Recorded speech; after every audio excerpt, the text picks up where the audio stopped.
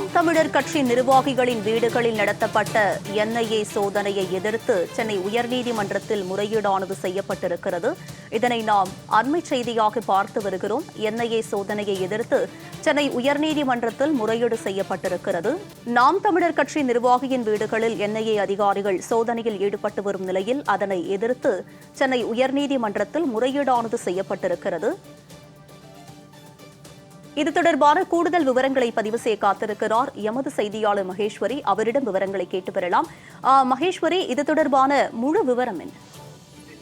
தமிழகத்தில் என்ஐஏ அதிகாரிகள் சோதனை மேற்கொண்டு வருகின்ற காரணத்தினால் திருச்சியில் ஒரு இடத்திலும், கோவையில் 2 இடங்களிலும், சிவகங்கையில் ஒரு இடத்திலும், தென்காசியில் ஒரு இடத்திலும், சென்னையில் ஒரு இடத்திலும் என்ஐஏ அதிகாரிகள் தற்போது சோதனை நடத்தி வருகிறார்கள். நாம் தமிழர் கட்சியினுடைய சில நிர்வாகிகள் வீடு மற்றும் தொடர்புடைய இடங்களில் என்ஐஏ அதிகாரிகள் சோதனையும் நடத்தி வருகிறார்கள். இந்த நிலையில்தான் தடை செய்யப்பட்ட அமைப்பிடமிருந்து பணம் வசூலிக்கப்பட்டதாக அந்த தகவலை அடுத்துதான் என்ஐஏ அதிகாரிகள் தற்போது சோதனை என்பதை நடத்தி வருகிறார்கள். இந்த நிலையில் தான் நாம் தமிழர் கட்சி நிர்வாகிகள் மீது என்ஐஏ அதிகாரிகள் சோதனை மற்றும் சட்ட விதிமீறல் எதிர்த்து நாம் தமிழர் கட்சியின் சார்பில் சென்னை உயர்நீதிமன்றத்தில் அவசர முறையீடு ஒன்று செய்யப்பட்டுள்ளது. கட்சியினுடைய வழக்கறிஞர் பாசறையினுடைய சங்கர் மற்றும் சேவியர் செல்லிசாக்கு நீதியரசர் எம்.எஸ்.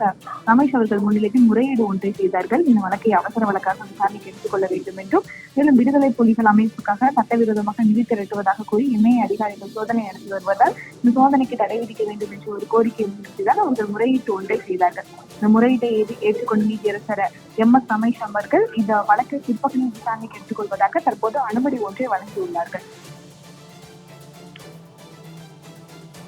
உங்களுடைய விவரங்களுக்கு நன்றி மகேஷ்.